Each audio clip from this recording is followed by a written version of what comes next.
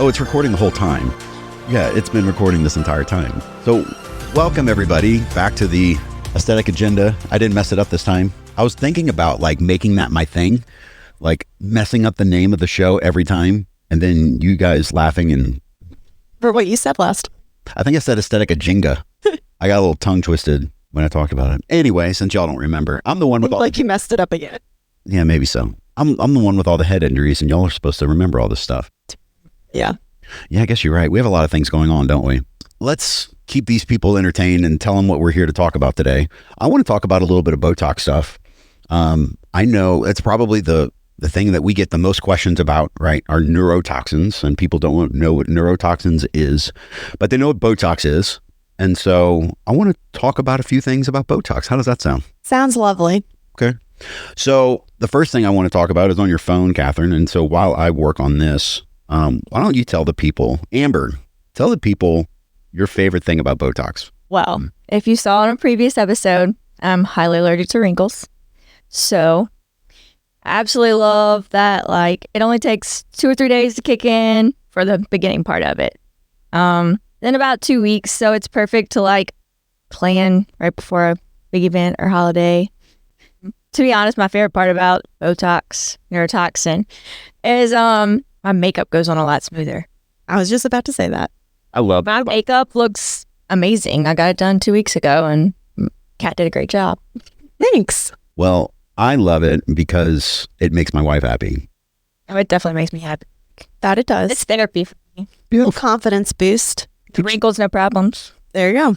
One of my favorite research articles when I was starting to research all this stuff and looking to change sections in my careers was, you guys remember that research article that came out about the twins in Europe? Oh, yeah. Mm-hmm. That's a good picture. That stuff is baller. Like, I need to find a picture and I'll put it up. But there were a set of twins, female, who were in their 40s when I think so. the research paper actually happened. But they had one distinct difference about themselves. And one of them was getting Botox 3 times a year for like 15 years or something, right? I think she missed like 10-ish. Yeah. And then the other one might have gotten it 2 or 3 times collectively during that same time. And they showed pictures of them in their young 20s together, and they were like identical. But I'll be damned, man, if you look at them now and they took, clinical pictures of them, they definitely look like distinctly different people. One is markedly older than the other. Yeah, one looks a lot older. One looks a lot younger. That's why I like starting it younger. I know a lot of people probably don't agree with that, but I think it's coming around now. But the younger you start, you prevent those wrinkles from like settling into your skin. So like Arden, but Arden I can't talk. Yours is almost kind of genetic. Oh yeah, 100%. Your whole family has these deep expression lines. So when you're like a bulldog up here. Yeah. So like when you're not making expressions, when your face is just completely relaxed, you have lines. And that's not what Botox is going after. It's going after the ones that are created when you make your expression. So if they're already there when you're relaxed, you probably should have started when you were younger. And we have some other work that we can do. Yeah. Like there's all hope is not lost, but there's just going to be a little bit more legwork to do. There you go. And I think that's what was so great about the article, is because it basically demonstrated, hey, start when you're 20, start when you're 21, especially if you look at your mom and you see what you could potentially look like in 20 or 30 years. Like, and it's not like a 20-something-year-old's going to need like 50 units, because probably don't have as much wrinkles as someone 10, 20 years older than you. Right. But, just starting to prevent that constant expression, that constant muscle movement, you're going to look younger for a lot longer, which is always nice. And I still like to get carded. Me too. I have a bunch of friends that have already told me, they're like, I haven't started yet. I haven't started it. And I'm like, you might want to go ahead and do it. Like, we're almost to our mid-30s. Like, it's time. Like, otherwise you're going to be spending a lot more money down the road. Yep. Yeah. So my favorite thing about Botox is, 1, I love getting carded.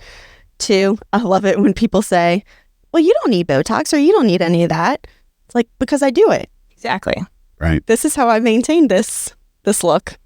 And if you think about it, I mean, I know y'all like your girl math and everything, but starting Botox at 20 is going to be a heck of a lot cheaper in the long run than having to play catch up when you're 40. right? Now you're including the cost of potentially cosmetic surgery, the constant lasers and microneedling and chemical peel sessions that it's going to take to eradicate those static lines. That's a lot of investment. Prevention is cheaper and easier than correction. Facts. Facts. Straight facts. And your medical grade skincare? Yes. Oh, it does wonders with your Botox. Non-negotiable. Yeah. SPF, BFF. What do you tell your patients about the difference between your static lines and your dynamic lines? Ooh. Well, for the people, for the 6 people that are listening, the difference between a static line and a dynamic line, or static rhytids and dynamic rhytids, is that your static lines are there when you're sleeping. Your static lines are always there, right? Kind of like me and my little bulldog forehead. Your dynamic lines are your lines of expression. So when you win the lottery and you get really shocked and surprised, and those lines come up in your forehead, those are the movement lines. Yeah. So Botox, Xeomin, Dysport, Juvo, those lines are treating your dynamic lines, your lines of expression. That's why women joke, they're like, I'm so excited, but I just can't show it. That's the Botox that's helped knocking out their lines of expression. But the static lines are what we were just talking about. Those are the lines that you can't really treat with Botox. You might 2 right here. It can they soften. Yeah, they soften. They diminish a little bit, but I never promise that they're going to completely go away, because likely they're not. So with that being said, Arden, what is one of your favorite procedures to do, this is one of my favorites too, because of the difference that it makes. When someone has that deep set, like 11 line between their brow, what do you do? This is like the dating game. Like I better get this right. So toxin is great in certain circumstances for those 11s. But what I think you're talking about is our smooth threads that we put, kind of like filling in a canal or filling in a canyon, right? So anybody who, man, I love me some threads. I love smooth threads. I love lifting threads. The PDO threads are an awesome treatment. Basically what they are is they're a dissolvable stitch. So just like when you're in surgery or you're getting a cut that's sewed up or something, it's a very similar structure to that. 2 different things about it. Number one is that it dissolves 100%, goes away. Over about 6 or 8 weeks, the body absorbs it and goes away. And number 2 is as the body is absorbing it, it creates new collagen tissue that it leaves behind, and that's yours to keep. So when we're talking about putting these little smooth threads basically anywhere, we can use them anywhere on the body. We use them to tighten up flabby skin around the belly after a pregnancy, or you can use them in the arms to tighten up your arms a little bit. Yep. And then right here. Sorry. Right. Doing that little Nefertiti kind of lift or tightening up those neck sagging. What I really like about smooth threads, especially in this area between the eyebrows, is that you can really treat an area that otherwise can't be treated with much else. And the results are pretty impactful right away. You can walk out of there with a noticeably different appearance, and you can repeat it monthly. Pretty cheap too. So it's one of my favorite ones. I would say noticeably, but natural looking appearance, because Yes. Yeah.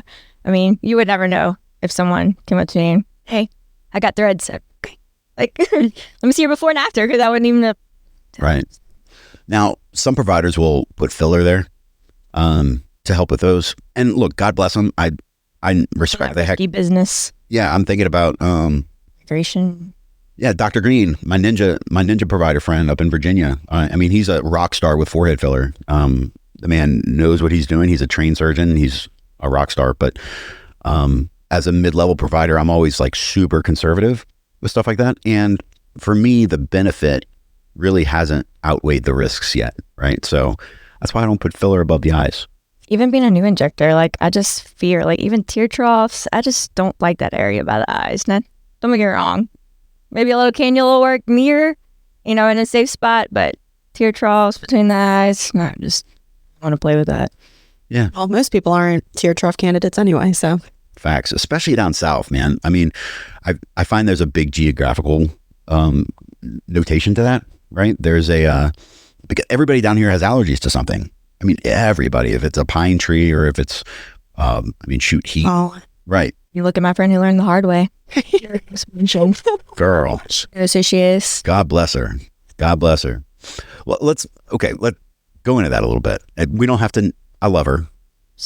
She's a sweetheart. We're going to use her story, but not her name here. HIPAA, hashtag HIPAA. What happened to our little friend here, Amber? So she came in as a filler model for me in my beginning. And we filled her cheeks, gave her beautiful looking cheeks. She was so happy with it. Which did help her under eyes. Oh, yes, tremendously. But she said one of her main complaints was her two main complaints was her nasolabial lines and then her teardrops. And when I assessed her, me and Arden both told her that she was not a candidate for teardrops. And why wasn't she a candidate for teardrops? She's just Well, I mean, the skin is kind of creepy thin, there anyway, right? She's darker, And she had an allergy issue. She did. She has major allergies. Right. Too. And we told her that. She even got an opinion from one of our friends. It's a, injector too. And she told her no. Yeah, told her no too. Yeah, straight up. Three people told her no. 3 people. She was not a candidate. She got one of moments. Yeah, we all do. We all do. Yeah, where we want something, have it, especially in this industry. Went with her friend to it, and she still won't tell me where she went, which is probably good. I gave her a hard enough time, and got her teardrops filled. So 7 weeks later, I see her post something on Facebook saying that she was getting her filler dissolved. And I about had a heart attack because I thought that she was getting her cheeks dissolved and they were beautiful. And I was like, what are you doing? So then she admittedly told me that she got her teardrops done and busted them. And when she smiled, that it caused big bulges underneath her eyes. No way. So listen to your provider. We were getting them involved. And then I asked her, the question, did you learn your lesson? Are you going to listen next time? How about you stick with the providers you know and trust instead of going to someone you don't even know who gave you something that you don't need? And here we are today. And I doubt she'll ever make that mistake. Let's hope. Very valuable lesson. I mean, so you people out there, don't do what our lovely friend did. And God bless her. She's beautiful. And, we did a rock star job on her. Man, don't do that. Don't do that. Listen to your trained professional, people. Thanks for coming to my TED Talk. Or your TED Talk, really. That was all you. it's just, I mean, no, to summarize what you were saying, filler under the eyes is great.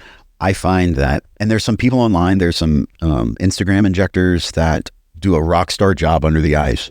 But if you notice that the two that I'm thinking of in particular, like Shelby for one, she's in Utah, right? And then Nicola, she's in, I think, Central California or like Napa-ish, San Francisco-ish, somewhere out there. I don't think of big allergy profiles when I think of those areas.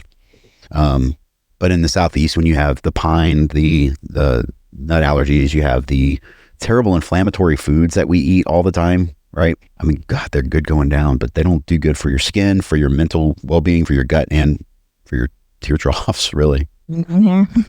Yeah, so I find my indication window for doing teardrop filler exclusively is very narrow. Like, And there's other options we can do yeah, to help the area. There's skincare. There's Laser helps, PRX helps, and cheek filler helps. yeah.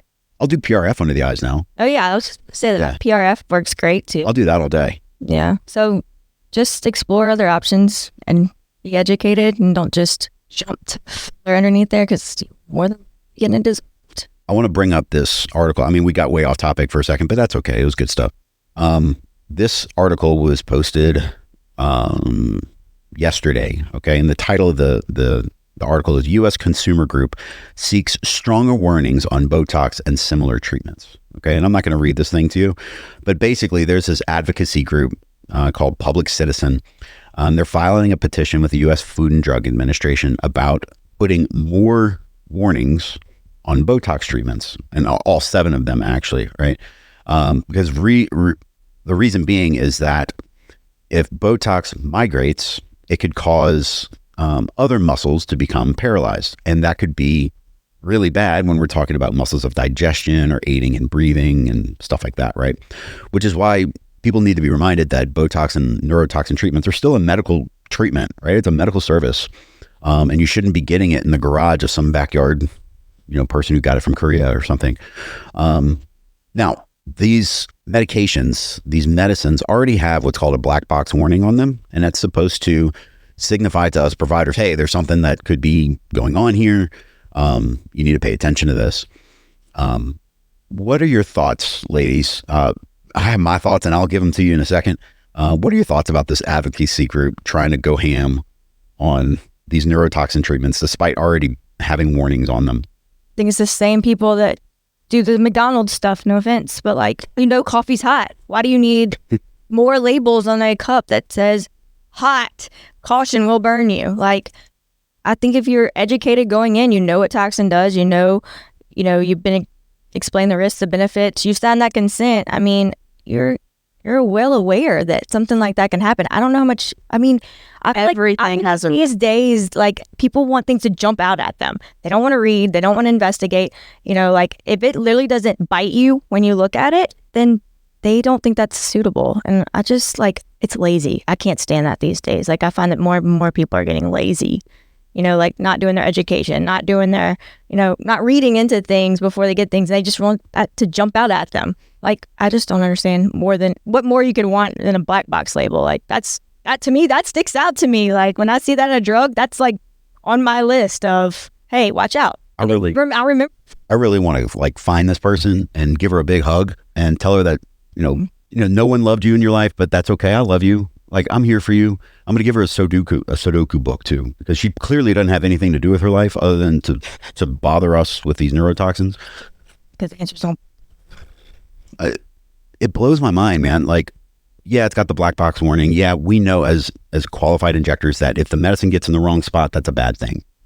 I have never seen, heard, read, heard other providers talking about neurotoxin spread so significant that it's going to go from a forehead injection to somewhere so serious that it's going to inhibit one's breathing or cause a life-threatening condition. Yeah, it's a local injection. It's not systemic. It's temporary throughout your whole body. It blows my mind. I'm not injecting it in your lungs. Just we're not injecting it in your veins, so you're not systemically getting. We're not going. Yeah, for a cosmetic injection, we're not going anywhere near a vital property that would cause a muscle paralysis of something so vital that it could harm your life, period.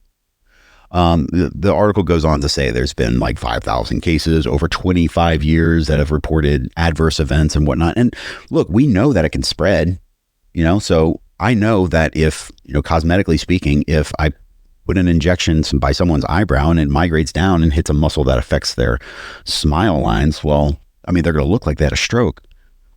That's bad. We've seen that. That happens, unfortunately. The good news is that it goes away. But good Lord, like, leave us alone. And that's why you don't do lip flips. That's why I don't do lip flips. Again, benefits and risks, right? They're a waste of money. I don't see really good results from lip flips. I find that you're basically donating $150 to the practice. You might get some extra pink showing for a week, but as a result, you can't drink out of a straw. No, I drooled all over the place. Yeah. It wouldn't help me anyway, knowing my lip issues. So. And referring to toxin migration, if that medicine goes anywhere other than where it's supposed to be, the side of your mouth is going to drop. And that's no fun.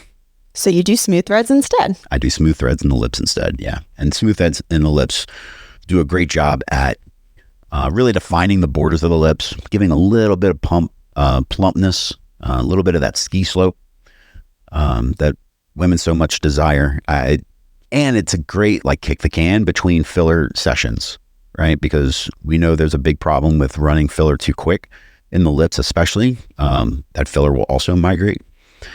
And that's when you walk around with this big old clear shelf under your lip. It looks like you got chewing tobacco up there or something. And nobody wants that either. So again, if I'm telling you no, I say no a lot. But if I'm telling you no, it's for a darn good reason. I'm happy to explain it to you. I'm happy to spend the next 60 minutes of my life telling you why I am and am not offering you something. Ask those questions, because I think that's super important. But then we come to a clear understanding, and either you're going to sit in my chair or you're going to go somewhere else. God bless you either way. And look what happens when you go somewhere else. So, man, we're getting so far off topic. Talking about everything. No, I just want to say to the person at Public Citizen who wrote this, I'd love to give you a hug, but please find something more significant to do with your life other than bothering a medication that already has a black box warning. And yeah, I mean, I think it also comes back to, are you a qualified injector, or are you buying this stuff on the black market and, injecting yourself or injecting in your garage or something, which is also illegal? Because I think that's a lot of where these complications come from. Again, it's from the folks that took a weekend course and consider themselves experts, and I know we put a lot of training into. Lots of training, lots of money, lots of time. Even it's ongoing. And go get your Botox from Vinegar Hutchison. I meet this lady. I'm not gonna find out. Okay, so God bless her. We're gonna move on from her. What would be the top 3 things you would tell a new patient, someone who's never had a toxin injection before? What would be the top 3 things that you would tell that person about getting your toxin injection, getting your Xeomin injection? You're going to love it. Okay. Once you start, you can't stop. I mean, I feel like we kind of talked about this earlier. I love how like the texture of your skin just becomes super smooth and almost glowing in a way. So your makeup does sit a lot better. A lot of times when you have those deep set wrinkles in your forehead or around the eyes, when you put your makeup on and then you go throughout your day, it kind of starts creasing. Yeah. Nobody likes that. And I mean, I always like staying as young looking as I can for as long as I can. So that's, you're not going to look fake. You're not going to look like the bend and snap lady from Legally Blonde. Well, or the guy or Tim Allen from Christmas with the Cranks. Yeah, exactly. Watched last night. That's a good movie. It is a great movie. Yeah, you're not going to look like that. What you got? I'd say like, God bless. you got me so off topic. I got you so off topic. What are the top 3 things, or what are the first 3 things you're going to tell a brand new patient about their Xeomin treatment? Well, Katherine stole mine. Of course, you're gonna love it. I think you're gonna be, as it settles, you're gonna notice those differences. Like you're gonna notice the subtle changes that you didn't notice before. There'd be, look more awake. Yes, Less tired. definitely. Always give it a full 2 weeks to kick in. It can correct itself. And most issues can be corrected easily. Like the Spock brow, like one brow's a little bit higher than the other. That's very easily fixable. So go back to the injector that injected you. Don't be going shopping around and that's saying this person messed me up. No, they didn't. I guess it's one of my things. Like everyone's so different that people are quick to jump to like, oh, well, this happened. This went wrong. Okay, it did. But that's why we sometimes schedule it's out of our control where that toxin goes. Everyone, like I said, everyone's different. Everyone, metabolizes it different. It lasts longer in some people, so that's a really hard question to answer when somebody's like, well, how often do I have to get this? 4 to 6 months. I metabolize it a lot quicker. I'm very expression, a lot of expression. So let's see. Gotta set realistic expectations. Because everyone is different. Some people have stronger muscles than others. I remember this one girl that I did, her eyebrow, like her toxin kicked in at different times on each side of her face. It was very bizarre. So like for a whole week, one eyebrow had so much movement and the other one looked perfect. And so every time she raised her eyebrows, like this one would go up and this one would stay exactly where I wanted it to. And so we're, a week in and I'm like, let's just wait because it's probably going to correct itself. I kid you not, I saw her the day before her 2-week appointment. So we're at day 13 and it was still doing it a little bit, but like as the week went on, it got less and less and less. And even the day before, I'm like, let's just, she's like, can I come upstairs real quick and, just, touch me up? I'm like, no, let's just wait till tomorrow. It corrected itself completely. It looked flawless. So that can also happen. And it's not that the injector did anything wrong. It's just everyone is unique. And she might be stronger on one side of her face than the other. Oh, definitely. We both know that from our cruise. And if you break down and at day 10 injected her, you overcorrected an issue and now you have a whole nother issue that is not as easily fixable. Definitely, be patient. Wait the 14 days. There's a reason. Well- Definitely, I would definitely say like we're gonna be, especially someone who's just now coming to us, like first time getting tox.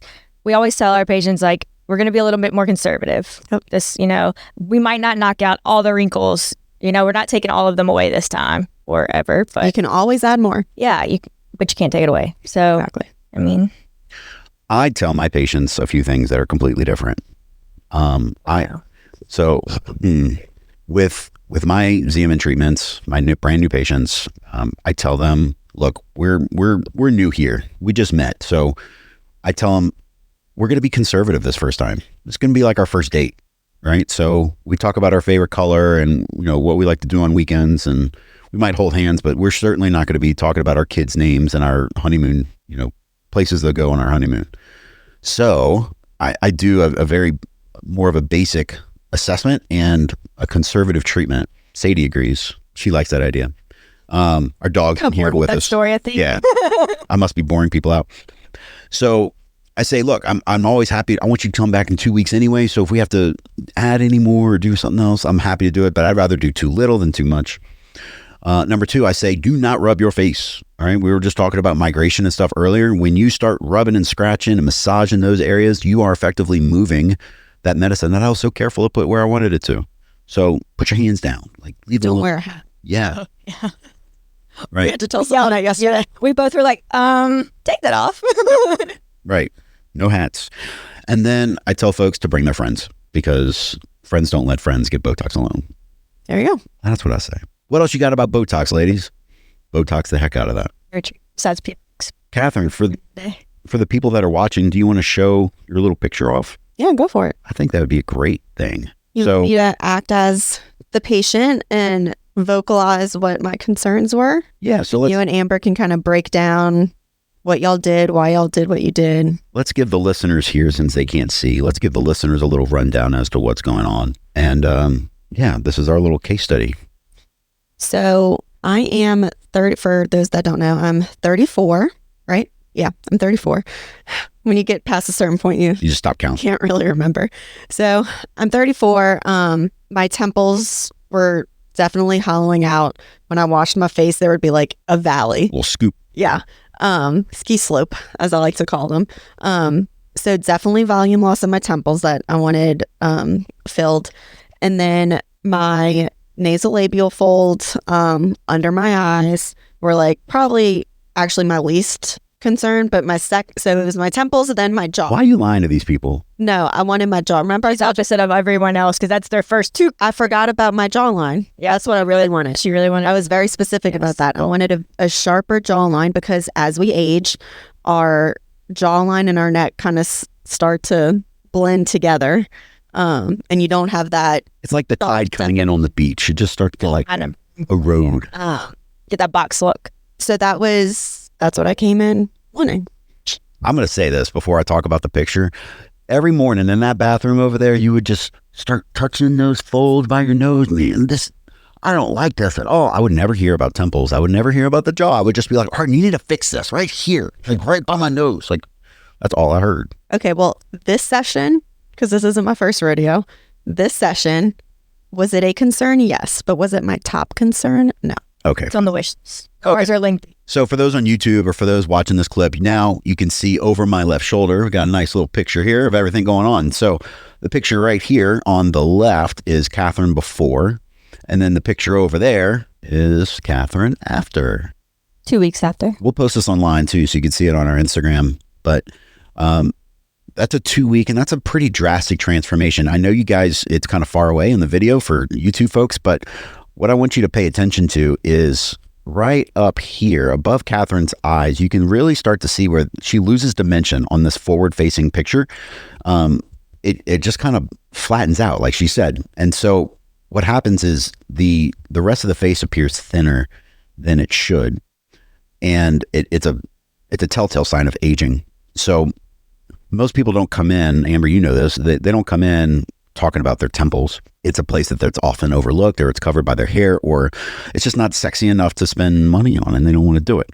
But I think it makes such a huge transformation. So from there, going down right below her eyes, you notice, especially, I love the way the light hits her on the face here, because you can tell that the light just casts all over her face, and there's no line of demarcation. Go ahead. Okay. I've learned so much from my photography background, but as well as learning about facial aesthetics and the art of beauty. Women put on makeup to capture that highlight on the upper cheek and then contrast it with the shadowing. I don't know what makeup's called. I don't know all that, but you're trying to catch that high cheekbone and create a wider midface. You can see the light, the way it's hitting Katherine's face, is there's nothing to catch it. There's no ridge. So it just falls and cascades down the entire cheek. And then she does have a little bit of a boxy appearance down low. So in contrast, after we did filler, we did 4 units of various fillers for her.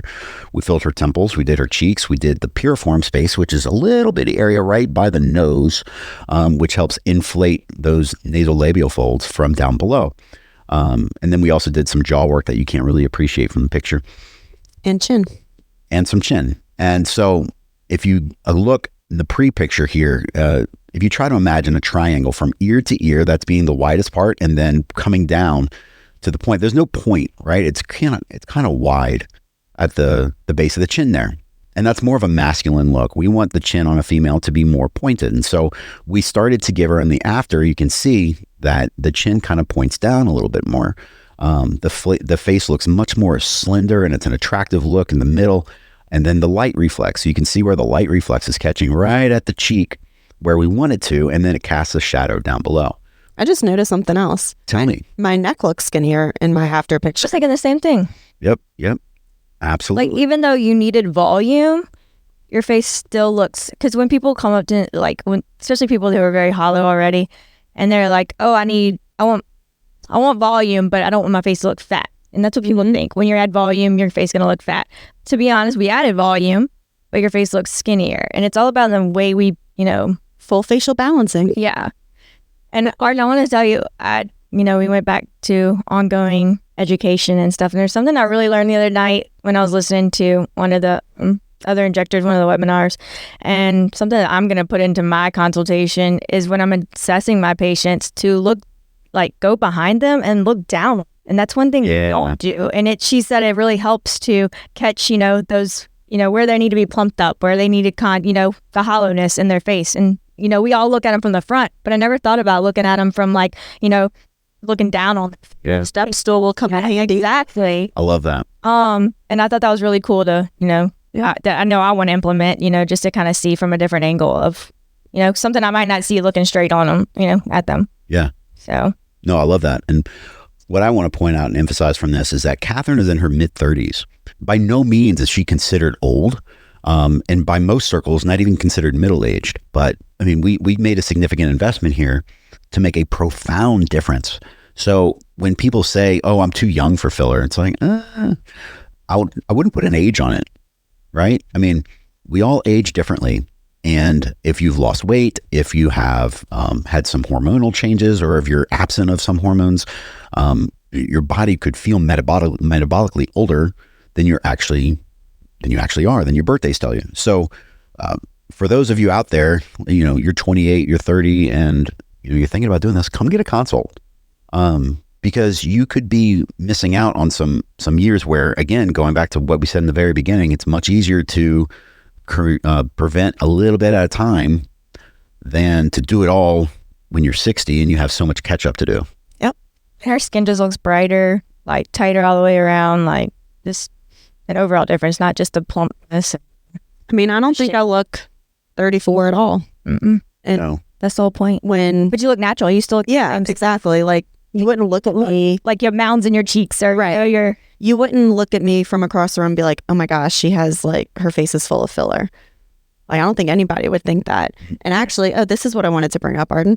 All 3 of us had a great compliment about, I don't even think it was a week after I had this done. And one of the ladies at Francos came up to us. We were all working on the computer at a table, and she stopped and she said, your skin looks really good. She's like, I feel like you did something, but I can't put my finger on it. I can't tell what it is. And I looked at her and said, I got 4 syringes of filler a few days ago. She's like, what? She's like, that's definitely not what I was thinking. And she's like, I thought maybe you got like a laser treatment or I don't know, or you were just like having a good skin day.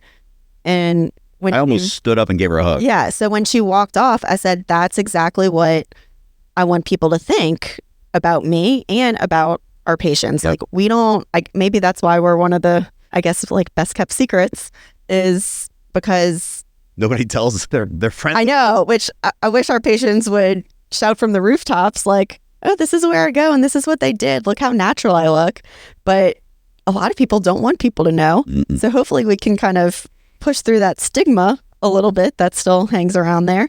I think that's a geography thing too. I think that's a South thing. Maybe so. Because if you go to Miami or if you go to LA or Dallas, You see, you're like, oh, who's missing filler? they basically wear their shirt. You know, they're like, oh, this is where I go. Go check it out. Right. So, you know, if you don't want people to know, come see us, because you're not going to be in a room where someone's like, oh my gosh, look at her lip filler, or look at what she got done. Like, no. Husband won't even notice. Like mine don't. Right. He's Right. like, oh, you did something? Like, you just look like you got. But don't mistake that with not having results. Like, Yeah. there's results here and there's significant results, but it looks completely natural. So, you know, when complete strangers try to guess my age, I don't know if I've ever gotten over 30. Usually it's like 26, 27. Yeah. I'll take that all day. And you still get carded on a regular I basis. do get carded. So when I'm 50, I hope I look 35. Right. So too. that's what prevention will do. Now I can say this because you're my wife. I think your before picture, you look tired. Yeah. Well, I have 3 kids. Yeah, and then, And own a business. I mean, we're busy. Like, Yeah. you know, we got a lot going on. I get that, but I think you got a little bit of. It's just I look refreshed. yeah, you really do. Like, you're not smiling in the picture on the after picture, but you might as well be because it looks like a happier version of you. I think you got a little bit of Ozempic face on the left, and that's okay. Like we go. Much better than my pre-Ozempic. Yeah, right. We'll have to talk about Ozempic That'll on be another episode. another episode, but that's an expectation that we have, right? When you lose 20, 30, 40, 50 pounds, you're going to lose it in your face too. And so we have ways to correct that. So I think, Can we switch to my jaw? I don't know, can we? Yeah, put it up there. Oh, girl, I got you. Let's see. no, I don't. Oh, Let's see. That'll work. We can look at that one for a minute, and then, but the 90-degree angle is Yeah, really good too. look at But that. this one's good too. So you can definitely see the difference. Let me find. My cheekbone is much more defined. Is it this one? You would do that one or that? And the other, yeah. This one? There you go. Yeah. My bruised side, which again is completely normal. Yeah. It's not, a bad outcome. Some people bruise, I and still feel bad. it just is what it is. So Yeah. wear extra makeup that week. I tell my patients all the time, there's 3 miles of vasculature just in your face. And so for us, essentially going in blind and telling you that you're never going to bruise and you're never going to, that's irresponsible, Yes. right? It makes us look really bad when we do bruise you. Now, but I will say that we don't get a lot of bruising. We really don't. I think we take all the measures right then and there in the room, and I think that we know what we're doing, and we try to avoid all that stuff. So I think we're very blessed in that regard. So anyway, this 90-degree picture, for those on that are listening on your podcast of choice, you can't see it, but again, we'll post it. The before is on the left, the after is on the right. And so this will give you, I love this view because you can really tell a couple of things. You can look at the projection anteriorly or going forward from her cheeks. And you can also see the jaw, which is just like glorious. I think it looks great. On the left, on the before picture, you can tell that there's no dimensionality to her face. That's because there's no dimension on her face. There's nothing to catch those lights. So it's just all one big blob of highlight. But when you look at the after, you notice right by her eyes, it's doing a little catch light there. And then right beneath that, there's a little bit of a shadow. And even this is a very abrasive light. So when we're talking about, taking your Instagram selfies and stuff, do any of you out there take your phone and hold it straight out in front of you and take a picture? Never. What do? You put it high. You put it at like a 45-degree angle, and that's because you want the light to catch in a certain way that gives you these dimensions that we're talking about. So in the after picture, you can really tell that even with a very harsh light, she's able to catch highlights and shadows. She's able to produce dimension. And you can also tell if you look right in the front, if you draw a straight line down from the base of her nose to her chin, like right, let's see if I can do it with my hand. I'm trying to do this on the screen right here. If you draw a line right here, basically you could put a ruler right there. And I don't think her chin would touch. I think her chin would miss it by a little bit. But if you look at the after photo, this is why we paid attention to her chin. We got a little bit of projection forward and projection down, which helps slim the face. And as you ladies pointed out, the neck. So, and it helps with that, like, quote unquote turkey neck. Yep. That everyone complains about and wants to get Kybella for, which that's painful. That'll be another episode too. Yep. But it helps with the making the under chin area look tighter. And then what I love about my after picture is that my face and my neck look like two separate spaces. Yes. Which is what they should.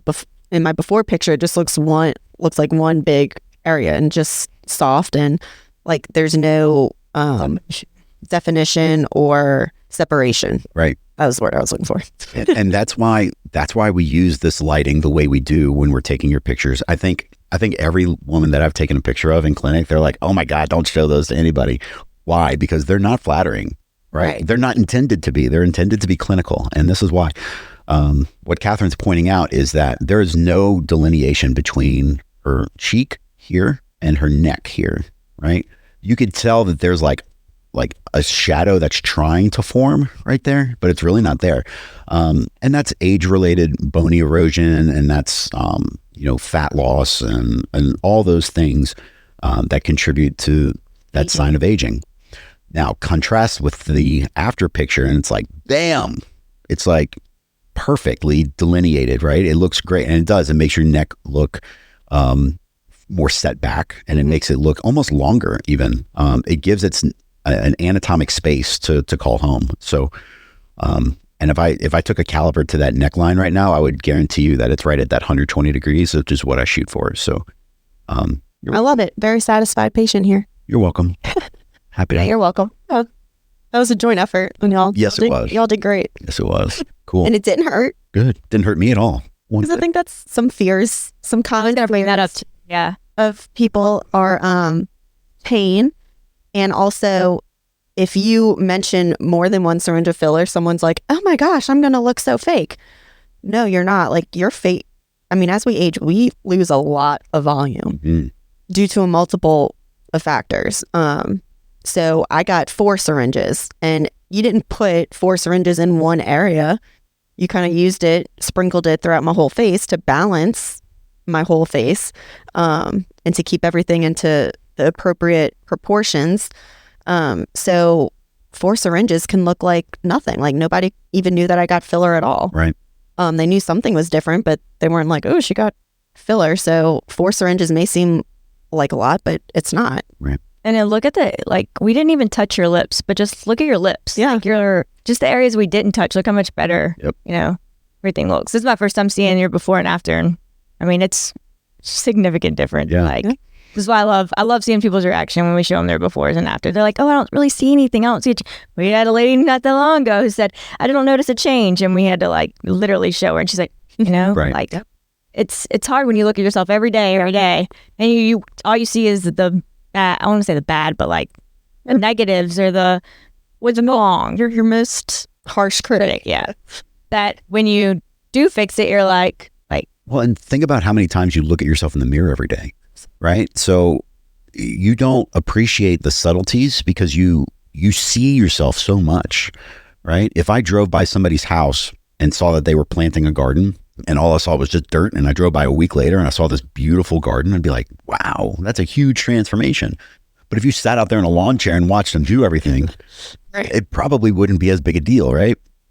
So same thing here. It's I know it's one of my favorite things to show them the after pictures, and really compare and contrast. Even for our, I don't know if I'm allowed to say this, our biostimulator patients and stuff like that.